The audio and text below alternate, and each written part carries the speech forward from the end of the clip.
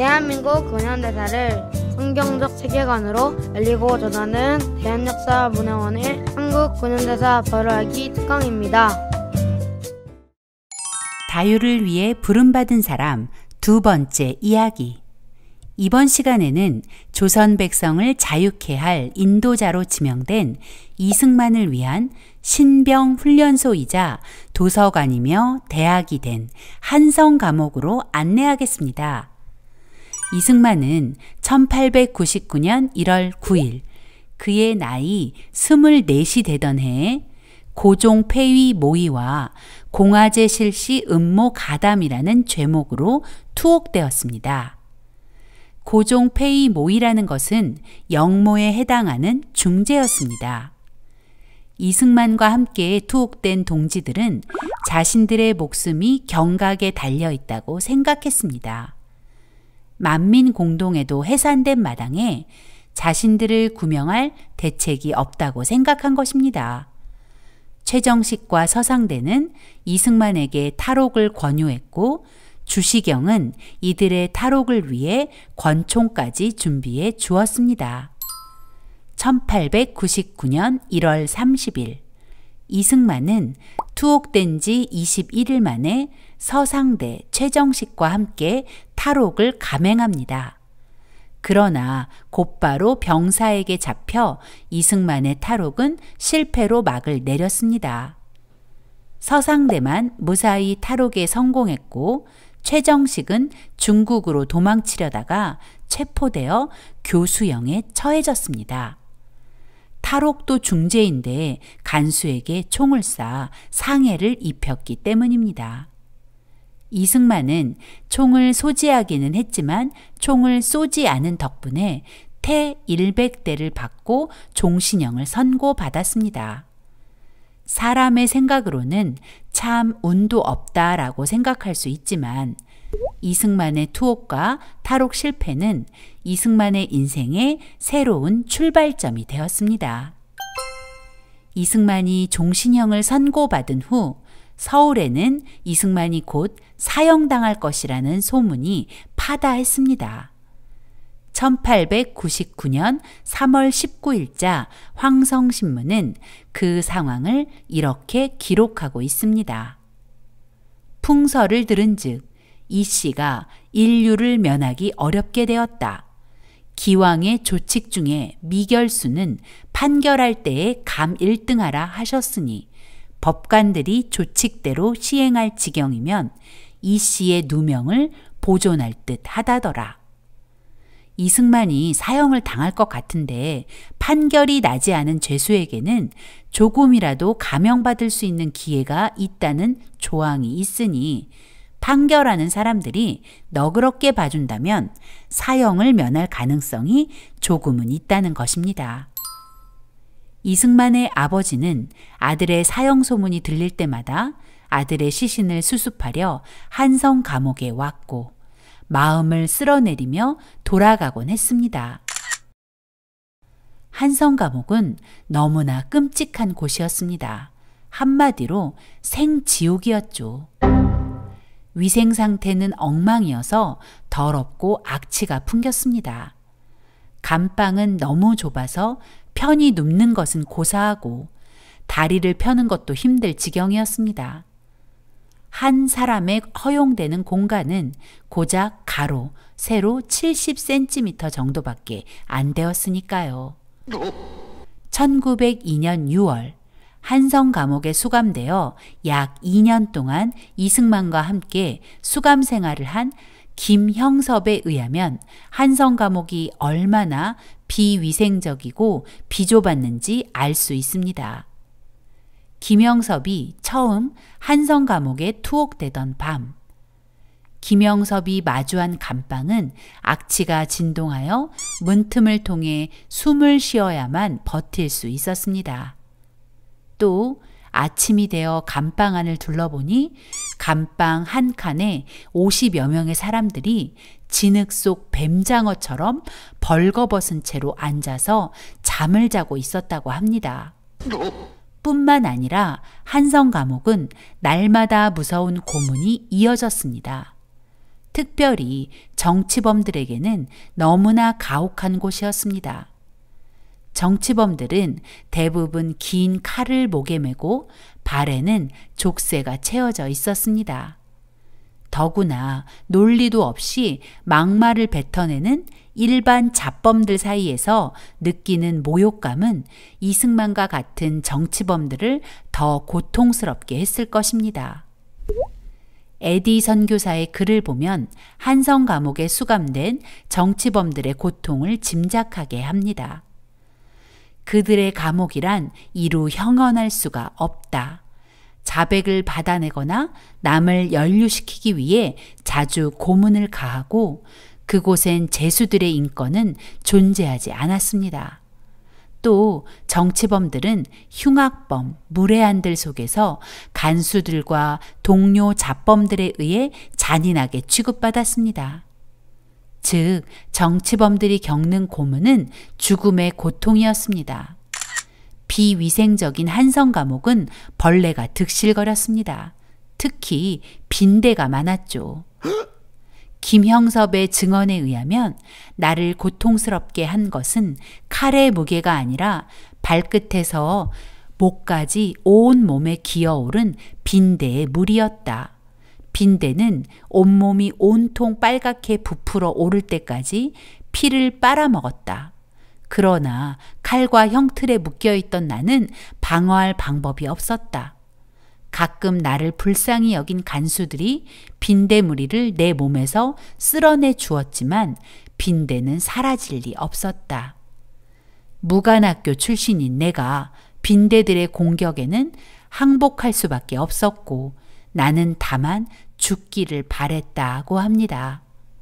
한마디로 이승만이 마주한 한성 감옥은 차라리 죽음을 바라게 되는 곳이었습니다.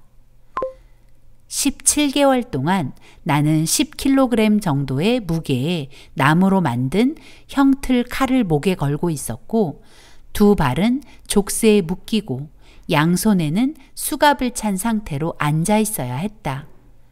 다른 죄수들은 여러 차례 몰래 들여 아침 신문에서 내가 밤사이에 처형되었고 내 부친이 내 시신을 찾아가 묻기 위해 감옥소로 왔다는 기사를 눈물로 읽어주곤 했다. 사형 선고를 받은 한 살인자가 나와 같은 나무칼에 묶여 있었다.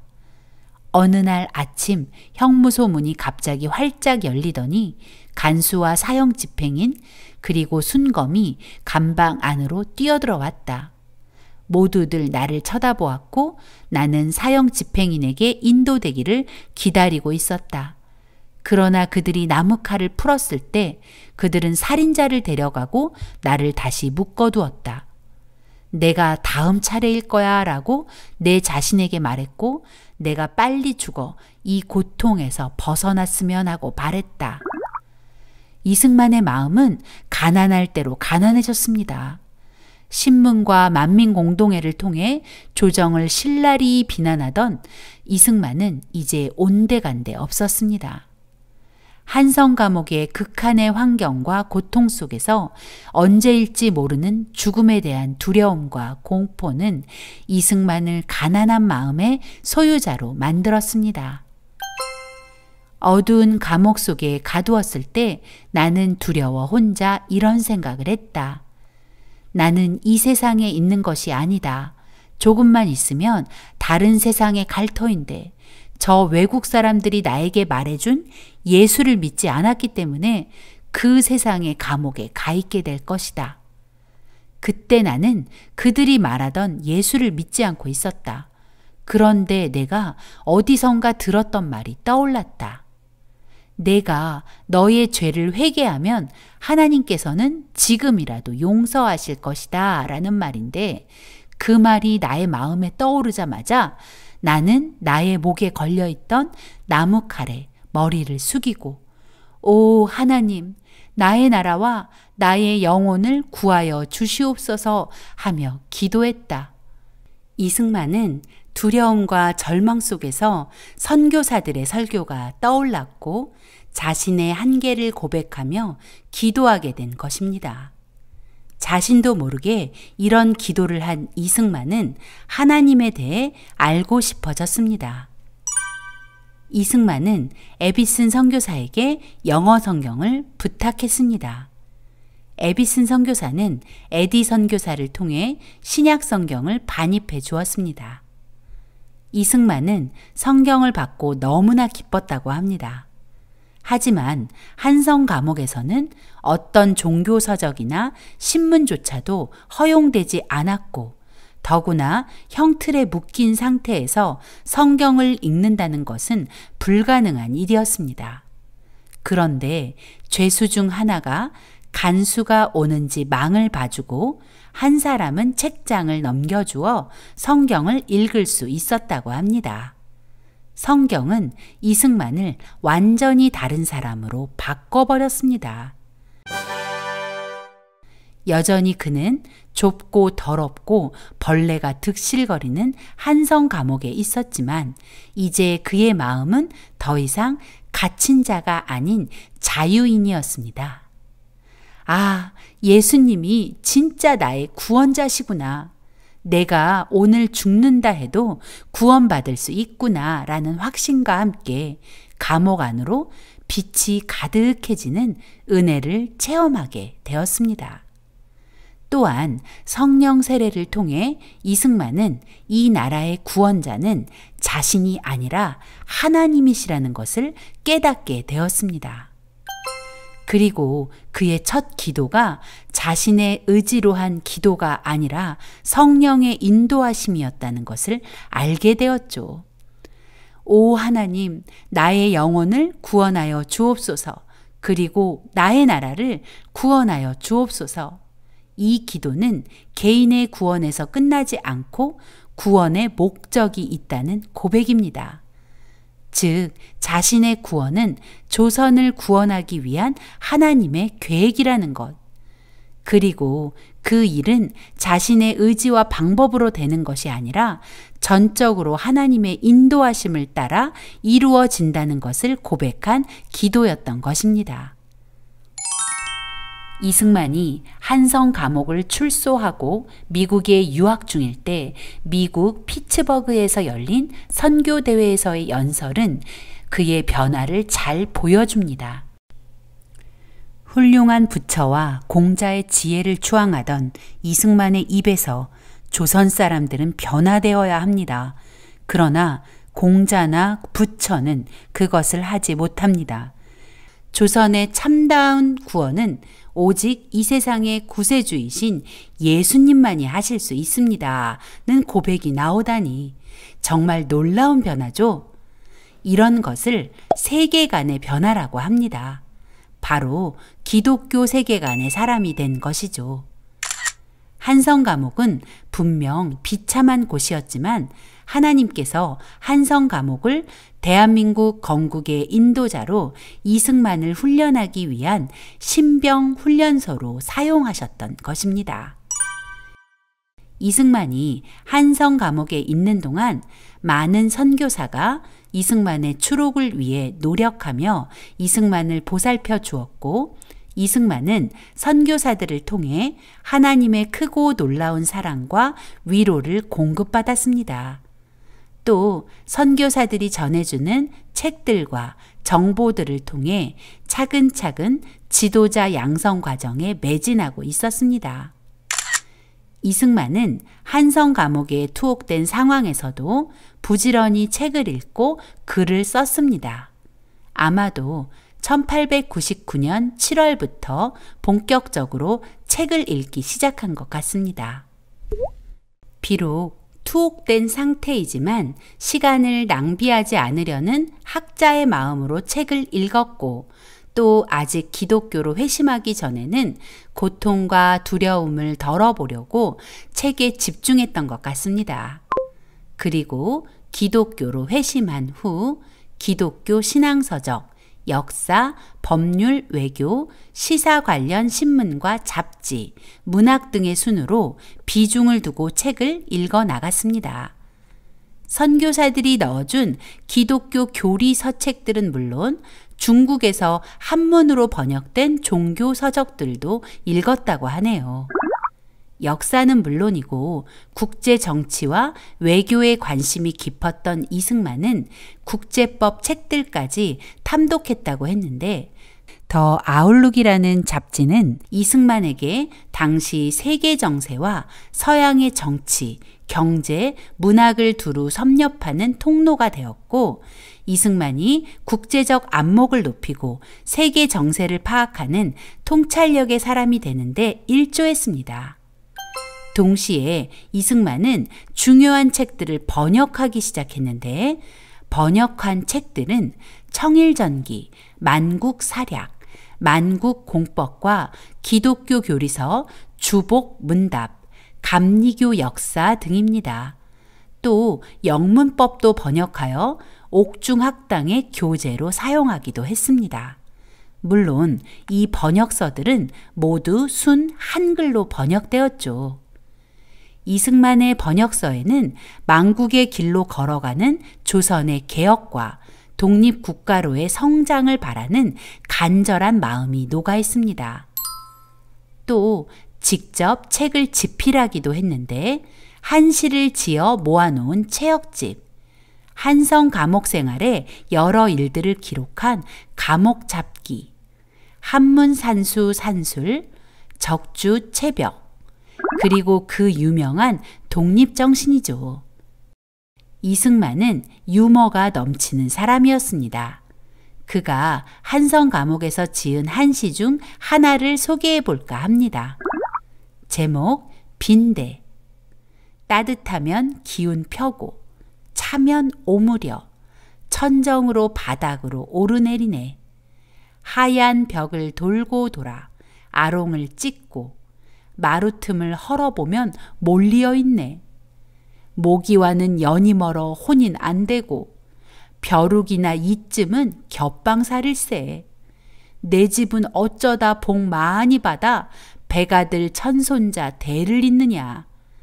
왜 그가 빈대라는 시를 지었는지 굳이 설명하지 않아도 아시겠죠? 이승만은 사소한 상황들을 기록하고 고통을 유머로 바꿀 줄 아는 사람이었습니다. 뿐만 아니라 제국신문과 신학월보에 꾸준히 기고하며 망해가는 조선을 깨우려 했습니다. 특히 신학월보에 기고한 두 가지 편벽된과 교회 경략의 핵심 주제인 기독교 입국론은 후일 대한민국 건국의 기본 정신이 되었죠. 또한 이승만은 우리나라 최초로 영안사전 편찬을 시작합니다. 아펜젤러 선교사가 넣어준 웹스터 영어사전과 일영사전을 보며 단어 하나하나를 정리해야 하니 일본어 공부도 저절로 되었다고 합니다.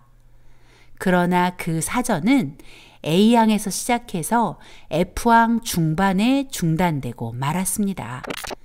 그 이유는 1904년 2월 러일 전쟁이 발발하자 독립정신을 지필해야 했기 때문이죠. 신흥우는 이승만을 위해 빨간 물감을 몰래 반입시켜주며 이승만이 글을 쓸 수 있도록 도움을 주었고 1900년 2월 한성 감옥에 새 서장으로 부임한 김영선은 이승만이 많은 책을 읽고 글을 집필하도록 보호자가 되어주었습니다. 이런 사실들은 오랜 벗 신흥우의 증언으로 확인할 수 있습니다. 그 당시 감옥은 곡식 창고를 개조한 것이었는데 흙바닥엔 돗자리를 깔았고 겨울엔 난로를 주지 않아 죄수 각자가 이불을 가져다 썼다. 글을 쓸 수 있는 그 무엇이나 책은 일체 못 들여오게 되어 있었지만 간수들은 우리 일을 묵인해 주었다. 우남은 일영사전을 가지고 있었고 아펜젤러와 벙커씨는 잡지 뉴욕 아웃룩과 독립신문을 들여보내 주었다. 죄수들은 일척 직경쯤 되는 항아리를 가질 수 있었는데 이승만은 그 항아리를 눕혀놓고 그 속에 몰래 들여온 양초를 켜놓고 공부를 하곤 했다. 간수들이 올 때는 항아리를 벽 쪽으로 돌려놓으면 불이 보이지 않았다. 이승만은 그러면서 영어를 공부했다. 미국 잡지들이 그의 교과서였다. 그는 붉은 물감을 몰래 들여와 잉크를 만들어 낡은 잡지에 붓 글쓰기 연습도 하였다. 그리고는 눈을 감고 잡지에서 읽은 문장들을 외웠다. 그는 사전에 있는 영어 단어를 모두 외우는 것이었다. 이승만은 절망의 상황에서도 시간을 허비하지 않았습니다. 특히 그가 기독교로 개종하고 난 후 그는 더 열심히 공부하고 자신이 깨달은 바를 글로 옮겼습니다. 그리고 하나님께서는 이승만을 위해 곳곳에서 그를 도울 사람들을 보내셨고 그들은 이승만의 성장을 돕고 격려했습니다. 조선의 개혁을 위해 투사처럼 달려가던 이승만. 그가 한성 감옥에 투옥되면서 매서운 그의 눈빛과 전투적 말들은 사라졌고 이제 그에게는 두려움과 절망만 남았습니다. 그러나 그때 그의 일생에 놀라운 변화를 맞이합니다. 바로 기독교로의 개종입니다. 한성 감옥은 절망의 장소가 아니라 이승만을 위한 신병 훈련소, 대학, 그리고 도서관이었습니다. 하나님께서는 절망의 구렁텅이처럼 보이는 한성 감옥에 이승만을 몰아넣고 대한민국 건국의 인도자로 철저히 훈련하기 시작하신 것입니다.